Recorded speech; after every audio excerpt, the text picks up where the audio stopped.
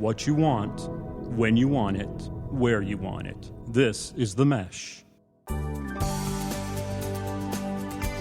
For organizations looking to enhance their customer relationships, this is Stepping Up Service.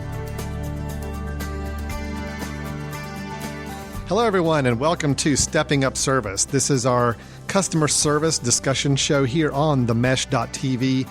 I'm Alan Jackson with the Jackson Group, and with me, as always, Ed Gagnon from Customer Service Solutions. Ed, how are you doing today? I'm doing great, Alan. How's it going today? It's doing pretty good. How's the weather down your way? I know you're only 45 minutes away, but dramatically different than what we've got here. So looking pretty good outside, right? Yeah, a little bit windy, but it's beautiful. So I'm loving it. It should be a great weekend. Good. I'm hoping so as well. Got a big ball game I'm heading out to tomorrow night. I was telling you about before the recording here. So I don't know how many fans or listeners we've got just right here in the North Carolina area, but kind of a big ball game going on tomorrow night. UNC Duke playing some basketball. Now, by the time this podcast gets published, though, the game will have already been in the record books, and the outcome I will either be very, very happy for the next week or may not be. So we'll kind of wait to see where it goes with that. So I'm anxious to see. I'm a big basketball fan, so this will be a fun weekend for us. Should we predict a score, since the listeners will probably know the score by the time they start listening? Oh, you know what? Let's do that. Okay, so let's say prediction on the UNC Duke game. I am going to go with the UNC win, and I'm not saying that simply because I'm a fan or I went there. I'm saying it because I think we got their number on this game. But I think it's going to be a tight one. I'm going to say UNC by 5. I'm going to throw out a 76-71 score. Wow, that's interesting, because I was going 78-75. For Duke? I would normally pick the Tar Heels, but I don't want to lose all of our Duke listeners, so I'll say Duke 78-75. You're such a good co-host. Yes. We got to balance out everything, don't we? So. Good in quotes. All right, well, let me write that down again. You said, what, 78-75 Duke? Right. Okay. Right. Well, we'll be able to follow up in our next episode and see how we did with that game. So that'll be fun. Ed, this whole series we've been talking about customer service, and we've talked about a lot of different ideas for not only strengthening the level of customer service that someone can provide, ways to look at within their organization to get stronger with customer service, a lot of ideas, a lot of suggestions and tips. But sometimes despite your best efforts, you're still not going to satisfy that customer, or you're not going to be able to give them the answer that they want. So that means that person in that customer service role has to be able to deliver some bad news. We've alluded to that in some past episodes. That's a tough thing for a lot of people to deal with. But I thought today's topic, let's talk a little bit about the willingness and being able to share the bad news. Is that okay with you? Yeah, that sounds great, Alan, because even though we might try to design customer service to be perfect every time, the reality is sometimes we're having to deal with negatives. And sometimes those negatives are negatives that we identify ourselves as companies before the customer does. So we're going to talk a little bit about sharing that bad news with the customer. Yeah, that sounds good. Great. Before we get into our topic, though, before we get into our discussion, let me go ahead and do a quick little thing here. The sponsor of this month is actually a company kind of near and dear to my heart. It's the Jackson Group. It's our parent company here at the Mesh.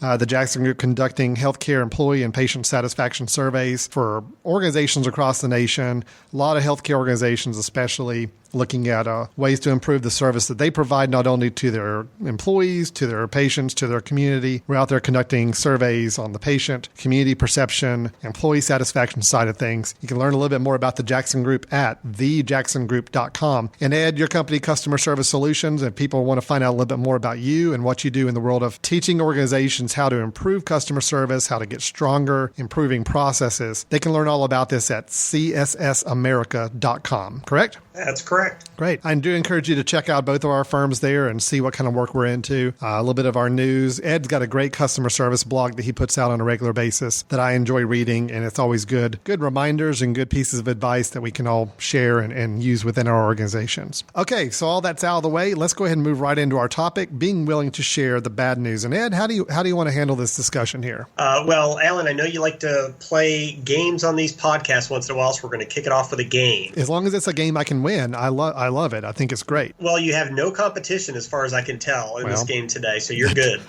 Knowing me, I'll probably still find a way to lose. So, but that's all right. Well, let's give it a shot. All right. And this game, you might enjoy the title of this game. It's called Alan's Movie Trivia of Fortune. Ooh. Well, it's got 3 words I really like. Alan, yes. The word movie, and fortune always sounds like a good thing. So we'll take all 3 of those. Okay, so does that mean you're not a big trivia fan? I can handle trivia. Okay, we'll see how we do with it. Sure. All right. Well, we're going to play this twice and see how you do. First, I'll name a movie and you tell me who starred in this particular movie. Okay. Okay. It is called The Good, the Bad, and the Ugly. The Good and the Bad and the Ugly. That was Clint Eastwood. Excellent. And was he the good, the bad, or the ugly? I think he was a combination of all three, if I remember correctly.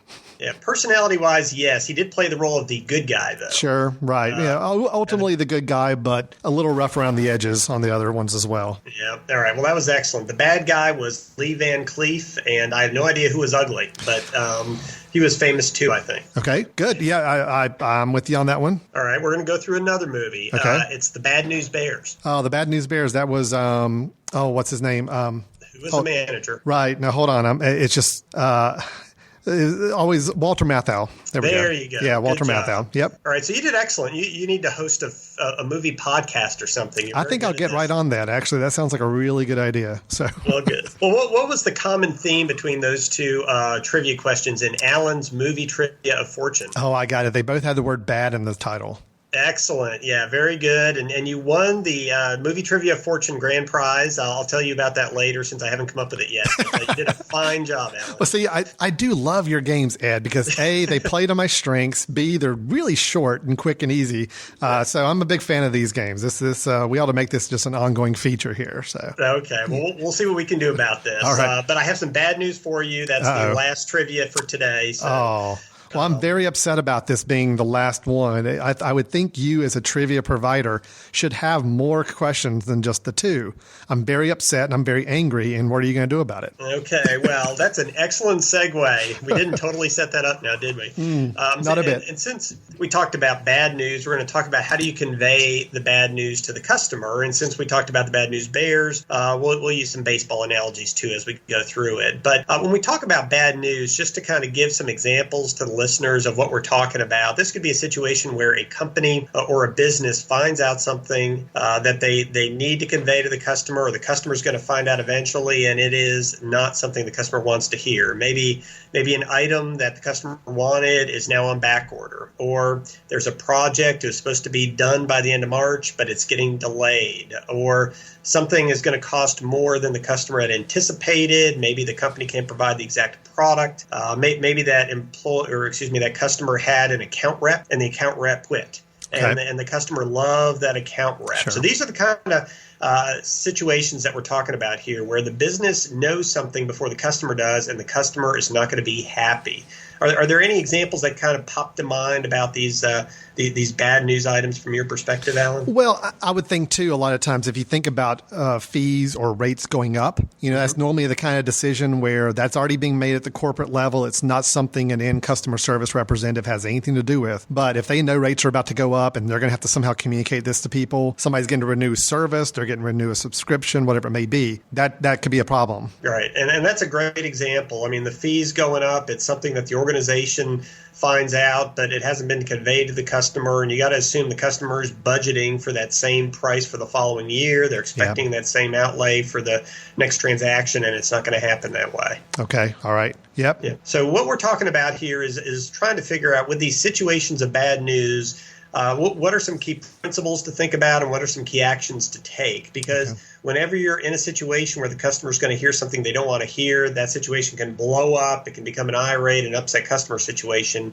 It can go bad, and we don't want that to happen. Okay, sounds good. We're going to start out by just briefly talking about a key principle, and then we'll get into some of the actual techniques and nuances of how you share the bad news. But this brief but important principle, using the baseball analogy, is you want to be first to the plate. When you know bad news, you don't want the customer being first to the plate and bringing it up. You want to be the one who's first to the plate. And to really illustrate the importance of that, you got to understand the risk of doing nothing. Let's say, for example, that the price is going to increase. You don't say anything to the customer. The customer gets a bill. They've been paying the same rate for 5 years, and now all of a sudden they are paying a rate that is a 15% increase on what it was before. So what's the risk that the organization's undertaking by basically doing nothing in that case? Well, I know what's probably happening is they're crossing their fingers hoping nobody notices. Right. But unfortunately, most consumers, especially nowadays, are going to be a little more diligent about that kind of thing.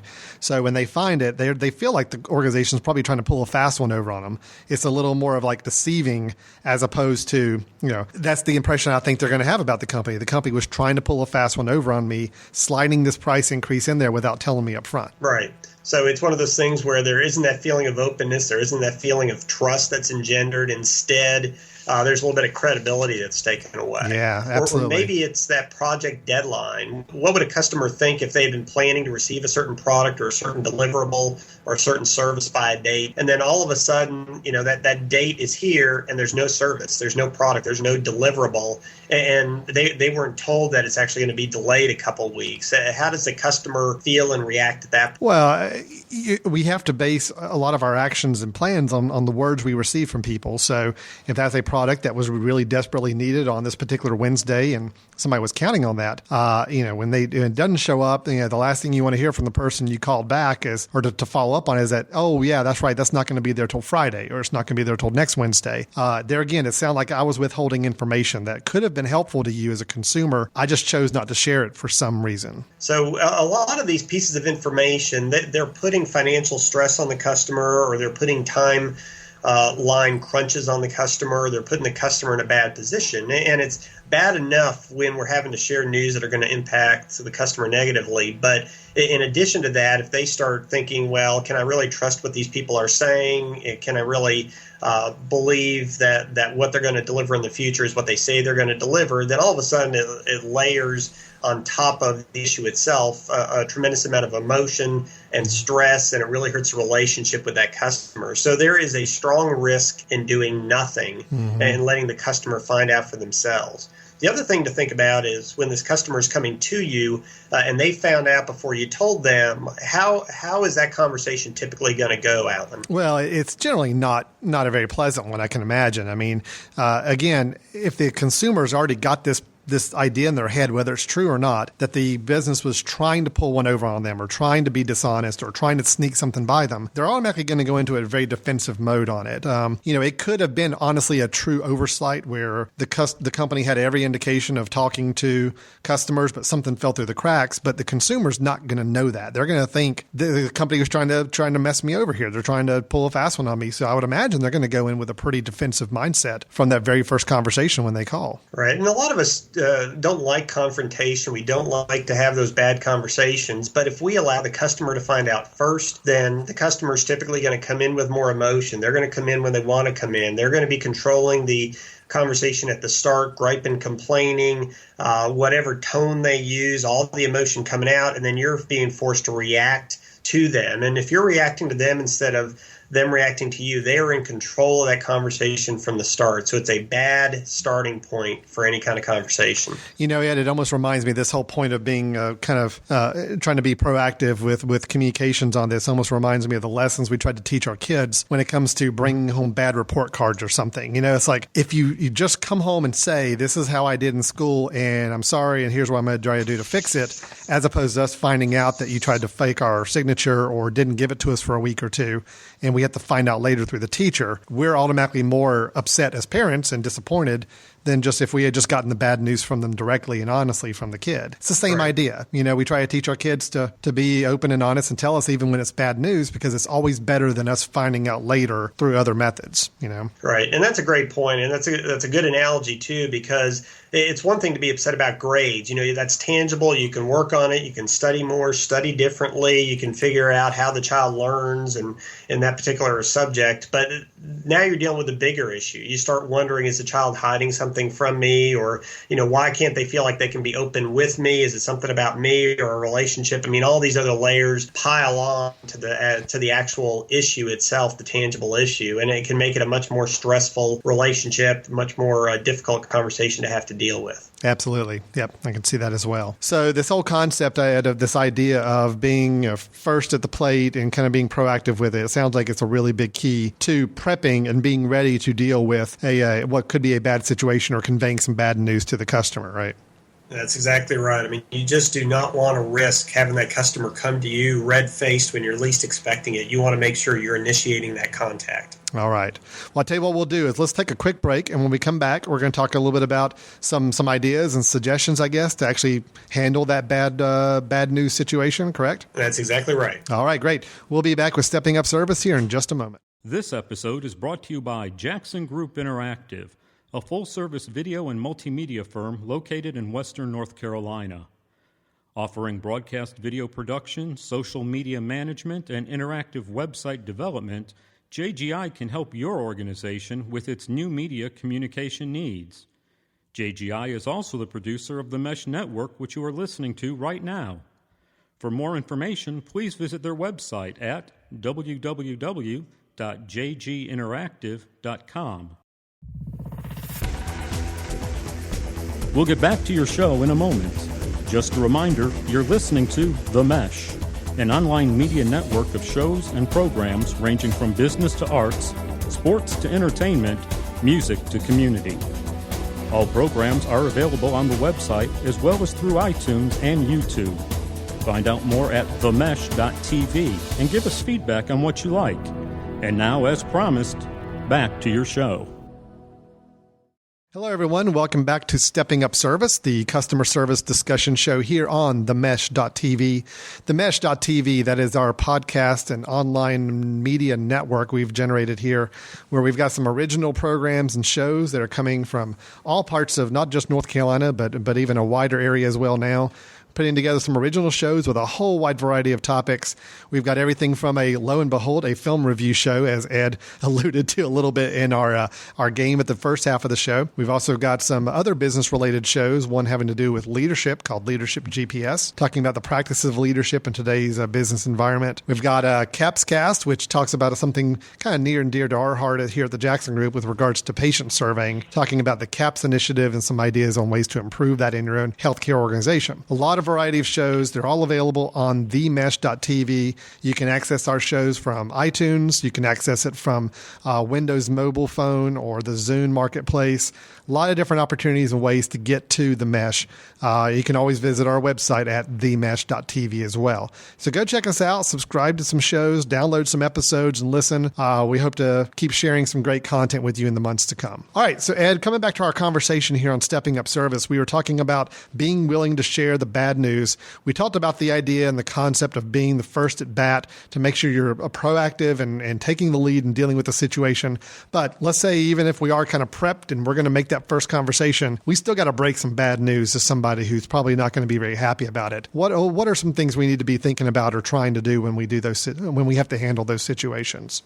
That's a great question. We want to, getting back to our baseball analogy, make sure we're covering all the bases. So we're going to talk about three different things to be thinking about when you're actually getting ready to have these conversations. One is creating an environment to have a bad news conversation. Second is to be self-aware when you're in these conversations. And the third is to anticipate their reaction. Okay, so got it. When you're thinking about creating an environment, think about the baseball pitcher. When the baseball pitcher's pitching, he's just not throwing pitches indiscriminately, what pitch, what location in the strike zone. He is thinking about, well, what is the weather like? What are the elements? Who am I pitching to? What sort of pitches should I pitch based on where I'm at in the count? Is this guy, does he hit better fastballs or curves or changeups? I mean, he thinks about the environment before he ever throws the pitch. And we want to do the same thing. We want to think about what kind of an environment that we want before we initiate the contact with this customer. So when you're thinking about sharing the bad news, here's a quick checklist of things that you want to do. First of all, try to schedule a time to get on the phone with the folks so that you have a little bit of control over the environment. I need to talk to you a little bit about the project. I was wondering if you had some time for a conference call or a meeting or something along these lines. So you set it up and you prepare them and make sure it's going to be a good time. Try not to just call right off the bat and launch into the issue if it's at all possible. If you do have a little bit of time to schedule it out and make sure they're going to be focused when you are engaged with them, do that right off the bat. So would Friday 4:55 p.m., would that be a good time to try to call somebody with a major issue in their process? No. Okay. All right. Good. I'll make a note of that then. But I'm glad we had this podcast for you in particular, because you don't want to be doing that. So you want to confirm that time. You don't want it to be, I don't know, 7:30 at night tomorrow night or something like that. You're right. In case there's a big basketball game on. It's actually a 9:00 game, but that's okay. My pregame rituals will start probably about 7:00. So you're right. We probably need to avoid that time. So excellent. So you want to do that. You want to identify a private location. If you can do that. If it's a conference call, that's fine. If it's face to face, you don't want to be out in the middle of your storefront, out in the middle where there's a lot of distractions around. You want to be able to move away from that work, move away from the computer, because you want their attention. You don't want them to be distracted. You want to be able to have a little bit of control over that aspect of the environment. Okay, so you wouldn't do it in the Dean Smith Center, the Dean Dome. That would not be good. Alan might be so emotional at that point that he would not be receptive to anything you said, no matter how nicely you said it. So, and I'm keeping tabs of how many times we refer to UNC basketball during this podcast as well, by the way. So trying to see if we can hit a record here. So okay, so I get bonus points if I do reference the Tar Heels, just like you get bonuses if you get the trivia correct. That's right, exactly. It's my own little game I'm turning around now on you. So good, excellent. Okay, so I'm sorry, recapping here real quick. So making sure we've kind of getting to know the environment and setting up the right time and making sure the right location. Again, if it's a customer that we only deal with online, it's, we probably have a little more limitation on how those options can go. But obviously, if it's a person to person, or if it's a more phone time, we can really be more diligent about the time that we try to structure this conversation, planning ahead for it, trying to get them to be aware that we want to talk to them so we're not catching them off guard, all those things. So it's really thinking about the environment there. Right. And a lot of the reason why we're doing this is we want to have them in the right mindset and have them in the right with the right focus in this discussion, just like we want to go in that way ourselves. So we want to make sure that we're able to ensure that their focus is where it needs to be, their attitude and emotions are where they need to be from the start. They're not distracted, anxious, frustrated with something else, and bringing that into our conversation. Okay, good. Got it. All right. Another aspect of creating an environment is switching to a basketball analogy. Let's say you wanted to run the four corners. I don't know if Dean Smith invented that. There's a certain structure to having Phil Ford out there running the four corners. You have the other four players obviously in the corners. Well, it's the same thing here. You want to get organized. You want to have some structure going in to the meeting, because you don't want this to be a situation where when emotions do start to fly back and forth, as they can at times, where you get flustered and you don't have a focus. And one of the main things you can do in going into a meeting organized is to understand that I want to convey certain points.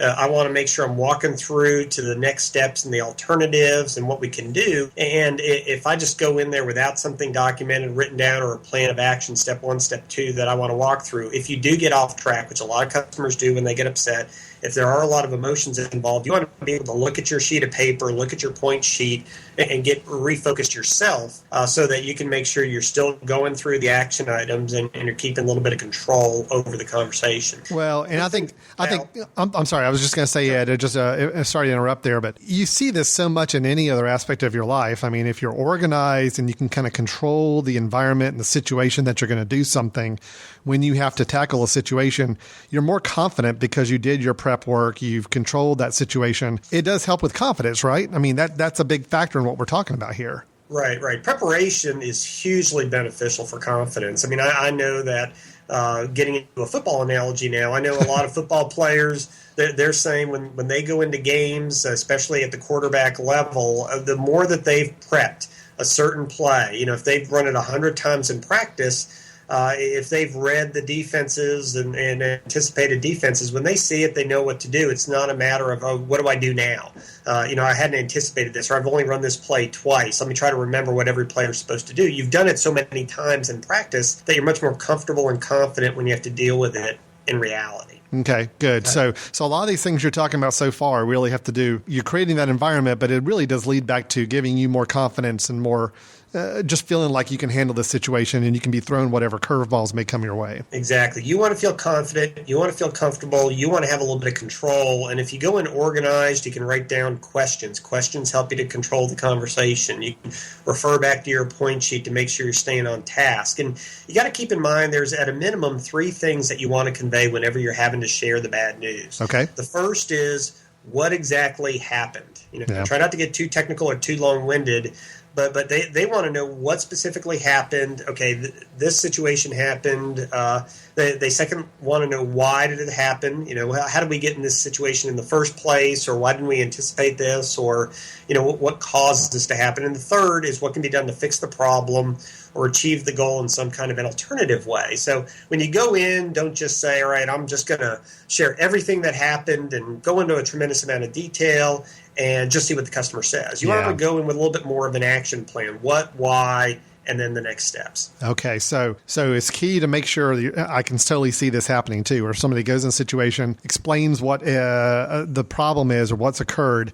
Customer asks, well, how did this happen? Right. And whether that changes the end result or not is that people just sometimes want to have that information. They want to know the background of it. And so the worst thing you could probably do, I would imagine, is to be able to say, well, I don't really know. I don't really know how this happened. I just know we had a problem. We're going to try to fix it. Yes, that's taking care of part of the issue. You're giving them a resolution and identifying the problem. But you're right that with that middle point, people do want to know what happened, partly because I think people just like to have information. B, customers want to know, is this something that could happen again in the future? Exactly. And I think if you can educate them on this is what happened and how it happened, then at least that somebody has that in the back of their mind. Was this truly a one-time fluke, or is this something more indicative of something that's an ongoing problem? So. Right. And remember how we started this conversation, and you were giving examples of the negative impact of not telling the information up front. And you said, well, they start losing trust and faith in you, and there are all these sorts of concerns. Well, if you can explain what happened, you can explain why it happened, you're building your own credibility even in the face of an issue. And if you can find an alternative, then you're in service recovery mode, and that way you come off as being very proactive, somebody who really wants to help. They can still get the need met or the issue resolved or that service delivered. So you can actually come out of these service recovery situations looking really, really good. Yeah, good. And it's a weird thing how people want to know what happened, just as much as, what are you going to do to fix it? I'm really glad you mentioned that point, because that's something I think a lot of us want to try to gloss over. We don't really want to talk about what happened. We'd rather just jump right to, here's what we're going to do to fix the problem, when I think people do want to know that background for it. Right. And if there's something that they can learn from that, or you can learn from in the future, they like to hear that, because granted, you're going to fix this problem for me today, but what is my reason for doing business with you again if you haven't explained clearly to me that this won't happen again, or that you truly know what caused it and that cause has been permanently eliminated. So I would imagine too, even the first 2 points, both the explaining what happened and explaining why it happened, it kind of goes back to that openness that I think customers want from their businesses. This organization is willing to be open with me and tell me, yes, there was a problem, and yes, this is why it happened, instead of trying to be secretive about it and trying to almost,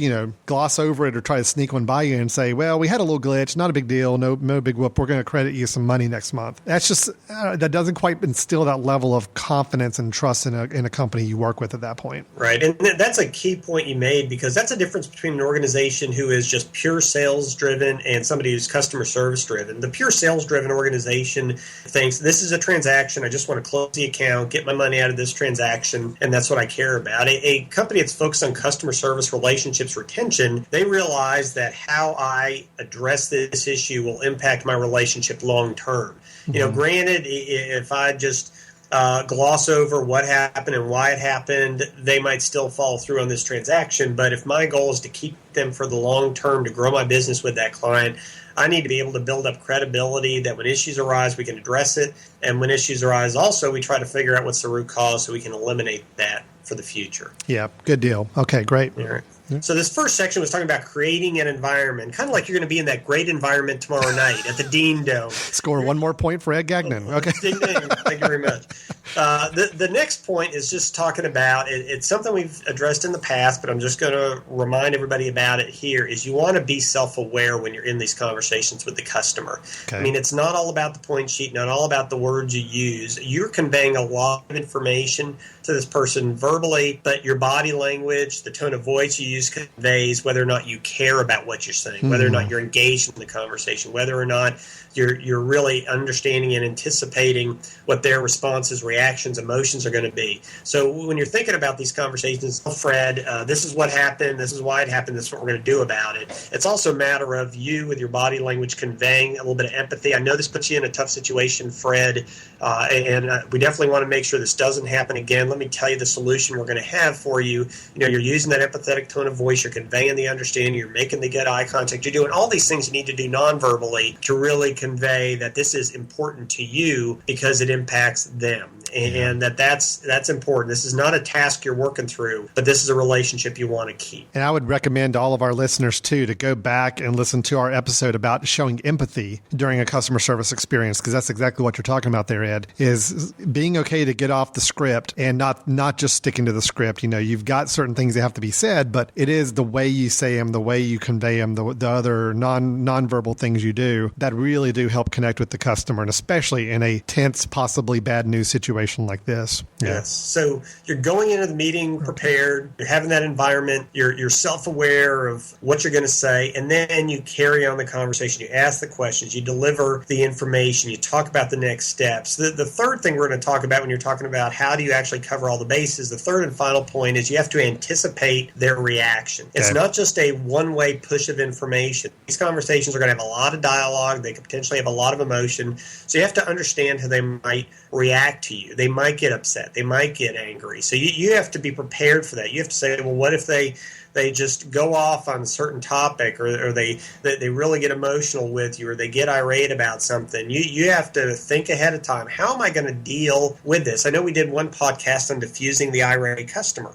You know, there's a technique there. So you literally think, before I go into this conversation, I'm going to refresh myself on what are those keys to utilize. If they do get upset, they do get irate, how do I make sure I address that so that when you go into these conversations, you're more confident again because you know how they might react and you have a plan if they do react that way. Ed, is there any value into something I've always tried to do is I always try to go into a situation where I've got to talk to a client and I know it's not going to be good news because of something we screwed up on or whatever it may be. I always try to go in assuming the worst possible reaction that client could give me. In other words, I'm already assuming that client's going to just chew me out. And I'm kind of already ready to know what path I want to take if that were to be the case. Because I know sometimes people will go in and say, oh, I know this client really well. They're going to be fine with it. I'm going to call them. It's not going to be a big deal. They kind of go in a little blindsided a little bit. Is there any value to kind of going in with that worst case expectation plan? When you added in the last word, yes, plan. Okay. It's good to go in and say, what is the worst thing that could happen?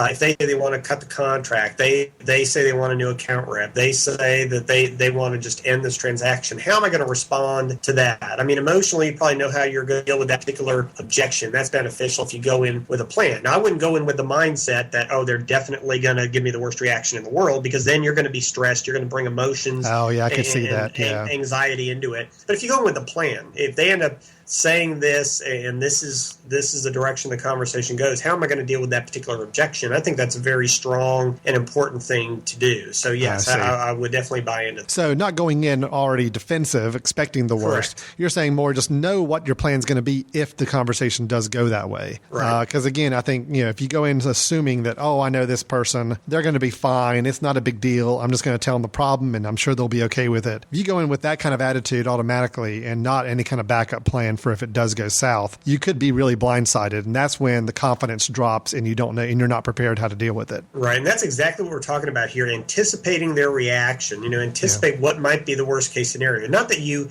expect it or want it or, like you say, going defensive, but you just know if they do get emotional, if they do threaten to cancel a contract, to stop a certain project, to not buy the product, whatever the case might be, you have some understanding of how you're going to react to that, how you're going to deal with that particular objection. It'll just make you more comfortable again when you get into that part of the conversation. Okay. And when you're in this part where you're anticipating their reaction, consider that they might want to know why this happened. We already talked about make sure you convey that, but they also might want to know who's to blame.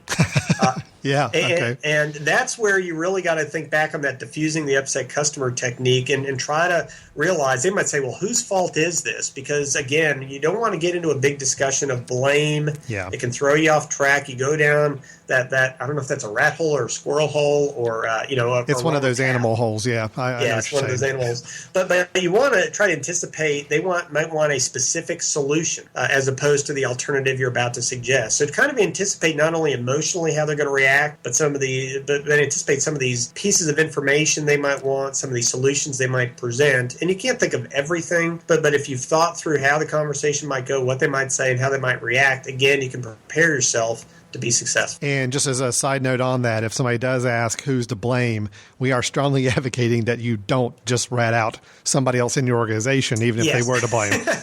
There is something to be said for standing as a unified company, a team from a company morale standpoint. So even though it may be tempting to pick on the guy down the hall from you because he'll never know that you just threw him under the bus, please don't do that. That is not good.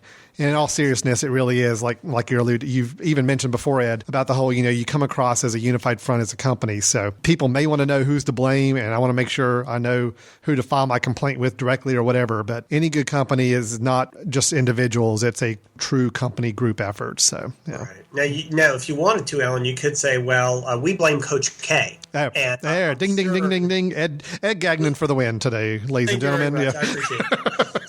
So what we're talking about here is there are plenty of times, even in a business that is exceptionally high quality, exceptionally responsive, things happen. Yeah. And if we know as employees of a company that these issues are happening, they're impacting our customer, we don't want to just let the customer bring the bad news to us. We need to be proactive, and I know it can be a tough conversation, but if we're proactive, we're first to the plate, then at that point we have a little bit of control over how these conversations go. If we'll let the customer initiate it, we lose control over how these conversations start out. And then secondly, when you want to create an environment of success, you think about going into the meeting organized, scheduling that meeting, making sure you're going through those key points, what happened, why, and what are you going to do about it, or what's that alternative. You're self-aware, and then when you actually get into the topic, you're anticipating their reaction, their emotions, and what they might say or suggest as a next step, so that you're very prepared to deal with the emotions, to deal with their suggested alternatives. We want you to feel comfortable and confident,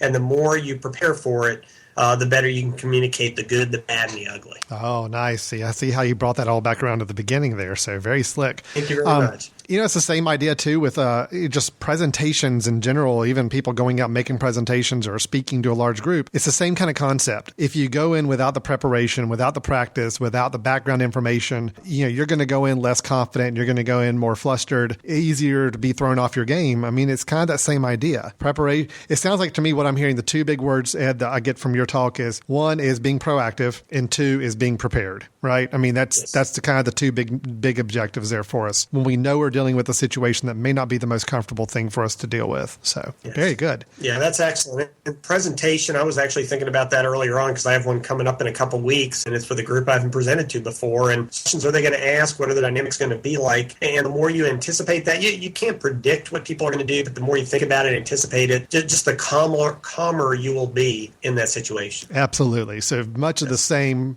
process is in place there. That's great. Yes. Well, Ed, thanks so much for this topic. So, Ed, do you have a customer service story of the month for us? This is something we like to do on our show at the end of an episode if we remember to do it, and share a story that we've encountered sometime in the last month, either good or bad on the customer service side of things. Do you have one for us this month? Yeah, sure do. It's not real positive, and it's pretty quick, but I definitely have one. Okay, I've got one too, and mine's actually a little ambivalent. I don't know. I'm actually kind of confused whether it's a good or bad thing, so maybe I'll get your feedback on it. So how about let me go ahead and jump into mine first here, and I'd like to kind of hear your feedback. I use a piece of software called Evernote. Have you heard of that at all? I've heard of it and researched it, but I haven't used it yet. Okay. I'm a big fan of Evernote, and what it is, it's a note-taking application. It allows you to create notebooks and organize your notes, and it's real easy to just type in some thoughts or grab a photograph, something, and attach it to a note and take a web clipping and all those things. What's great about Evernote, too, is that it syncs up on all your devices. So I've got it on my computer, I've got it on my iPad, I've got it on my phone. So if I add a note, I'm able to see it anywhere I go, and it really does a nice job of organizing everything. I have started using Evernote to store somewhat critical information. checking account numbers, other things, and there's a high level of security attached to it. You've got to punch in a key code to access your notes. It is a very secure solution. I feel confident with it. Well, just last week, Evernote announced that they had a security incident where somebody had broken into their systems and supposedly had been able to access email addresses and passwords on accounts. Now, here's the thing. Supposedly, their indication is that, yes, this was done. However, our passwords and email addresses were all so heavily encrypted that even though were able to get access to them, there's no way they could have deciphered them. It would take them maybe even weeks to do this if they had a really high-end hacker that was going to take a crack at it. So what they did is they just sent out an email to everybody on their database and said, tell you what, here's what we're going to do. We're going to have everybody manually, you have to reset your password. No matter what. You have to go in now. Anytime you log into this system, the very next time, you go to our website, it's going to direct you to our website, and you have to enter in a brand new password to be able to continue using the service. Okay, so here's my thing with this. I understand cybersecurity. I understand that, hey, everything is vulnerable to some degree. And I think companies, for the most part, do a really good job of trying to keep things very secure and safe from unwanting eyes. But here's a situation where there's a lot of people that depend on this service for day-to-day notes. I mean, I use it for all of the mesh recordings I'm hosting. I put all my notes and all my topics I want to talk about into my Evernote, and that's what I pull up to use. So it doesn't matter if I'm on a laptop or iPad, I have them there. But I depend on it daily. So all of a sudden now they made a wholesale idea change to say we're going to force everybody in our system, no matter what, to change their password. Because by doing this, even if the hackers are able to unencrypt these passcodes they got, they'll be changed by the time they are able to use them. So overall, security-wise, I understand the need, but it was a kind of a lot of people online, a lot of tech journalists are saying, it may have been actually overkill to do this system-wide password check, which will inconvenience some people. I mean, imagine if you're trying to pull up your note for an important meeting, and all of a sudden now it says, you got to go set up a new password online, and you're not able to do that for whatever reason. So anyway, I didn't know from your perspective. I kind of see it as a pro/con. I mean, it was a good and or bad. I understand it was a tough situation. It sounds like they tried to deal with it in the most proactive way they could, but it did also have some negative ramifications. Any thoughts on that? Yeah, my one thought is it is a mass solution to the issue. And my question would be, do they know definitely that every single email account and password was hacked? Because you would think that they would be able to be more targeted in it. Yeah. And that way people might understand if it's something that's affected 25% of the folks and they're asking everybody to reset their password, that's not the best solution. Sure. If that's the route that they have to go because it's more expeditious for them, it's easier for them.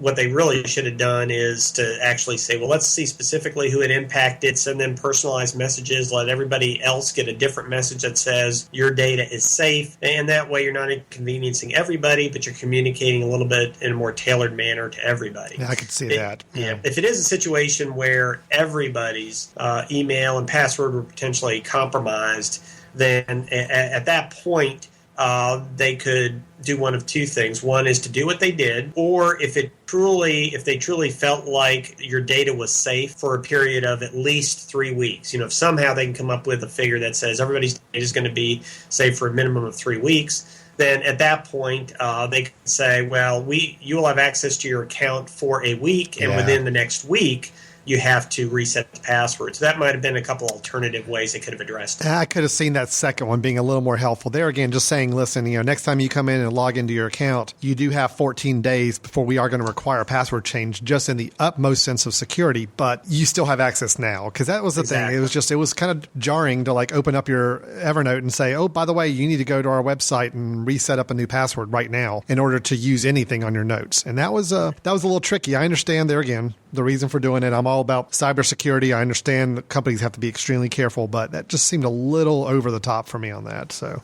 anyway. So they could have handled that better. You understand why they did it, but there were probably some other solutions there that would have been much more customer friendly. Absolutely. All right, so Ed, what's your story for us today? Well, this actually experience my mom had, I guess, a couple months ago. She was a patient going to see the eye doctor about cataracts. And if you have any relatives who've had cataracts, you know that they have to get to a certain point of difficulty, damage. I don't know what the word is, but they have to go bad, really bad, before they'll actually perform cataract surgery. So every year she goes back and they say they're not bad enough yet. Well, she checked in, and this was, I believe, early afternoon. She checked in at the doctor's office, and they had this neat board up. It was an interactive board, and it identified the delay currently for your appointment. So it actually told her that her doctor already by early afternoon was about 90 minutes behind schedule. Wow. So it's interesting because in one sense, the reason why they had the board was, they're trying to manage customer expectations, let them know when it's going to be that they're actually going to see the physician. But the other issue was that the doctor was running behind 90 points by that time of the day. Yeah. So they obviously have some internal issues that they need to deal with. So whereas it was good that the expectation was being reset using this monitor, the customer, my mom, was frustrated. Now, she wasn't just frustrated about the 90 minutes. What else do you think she was frustrated about? When she walks in, she'd notice that it's running 90 minutes behind schedule. Well, could she not have been communicated before she showed up? Exactly right. Yeah, I mean, what's wrong with, if you've got a great high-tech system for showing how far behind you are, why can't you call an hour before the appointment and say, hey, we're running behind, don't even show up until 10:30 or whatever? Right. So it's one of those situations where we often say when you have a wait, anything you can do to manage the perception of wait time or to reset expectations is wonderful. But if you know ahead of time that you're running that far late, then you need to be proactive and call the customer so that they don't come in and say, okay, great, I have to wait for an hour and a half. Maybe you could save them the time up front with a call in advance, and that way they're coming in at a more appropriate time. The wait is 15 to 30 minutes as opposed to 90 minutes. So when we think about situations like this, and this is an example of today's podcast, they knew they were running 90 minutes behind schedule. They allowed the patients to come in and wait 90 minutes. If you know it and you're proactive about it, then maybe that customer will come in a little bit later. Maybe they won't be so ticked off when they actually walk into that waiting room and see that 90-minute delay up there on the monitor. I could not imagine. I would be furious at that point. I mean, and there again, I understand sometimes, you may have the best process in the world. Maybe this eye doctor place does normally run really spot on, 5-minute delay at the most. It just happened to be this one day everything blew up, and I get that. But if you've got enough technology going on to put this kind of information and track it and put it up on the board like that, surely some sort of auto dialer to send out a voice message or something to people to say, hey, your appointment's running 90 minutes behind.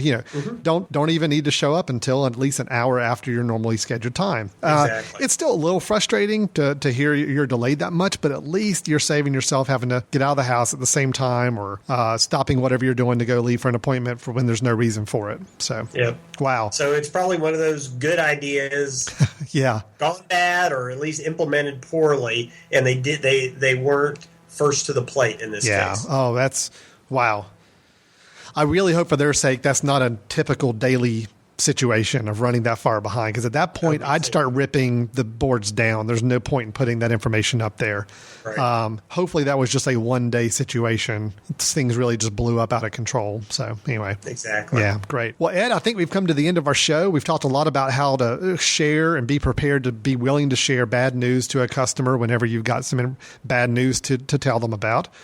We talked through some ideas about being proactive, and we talked about controlling the environment in which you do it and being very well prepared for that conversation and how that really makes a big difference and can hopefully salvage those relationships with those clients. And we both shared a customer service experience we've experienced in the last few weeks and talked a little bit about that.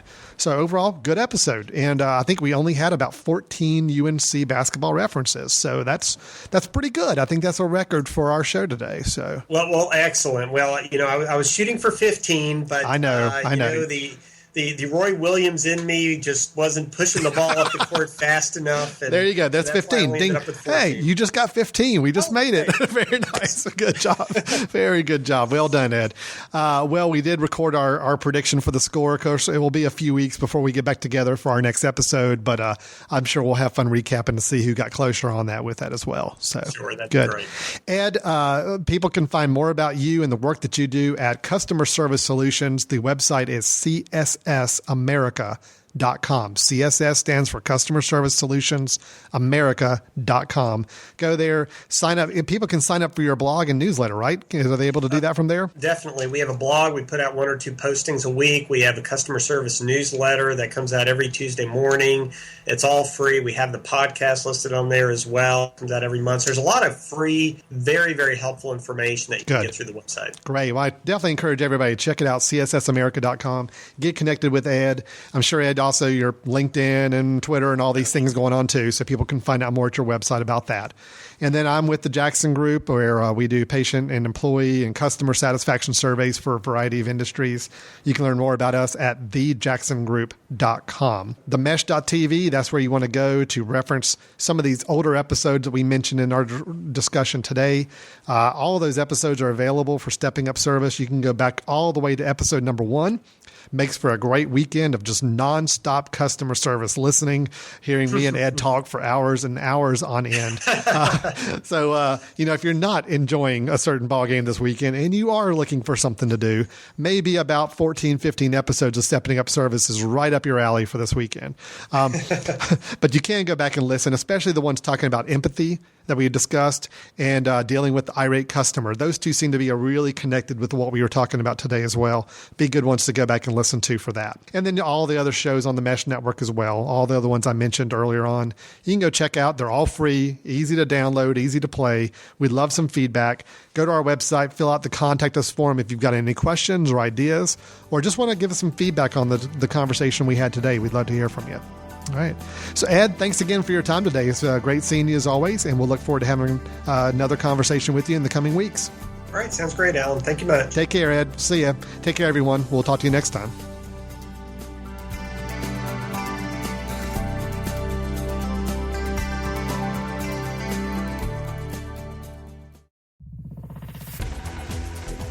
You've been listening to The Mesh, an online media network of shows and programs ranging from business to arts, sports to entertainment, music to community. All programs are available on the website as well as through iTunes and YouTube. Check us out online at themesh.tv. Discover other network shows and give us feedback on what you just heard.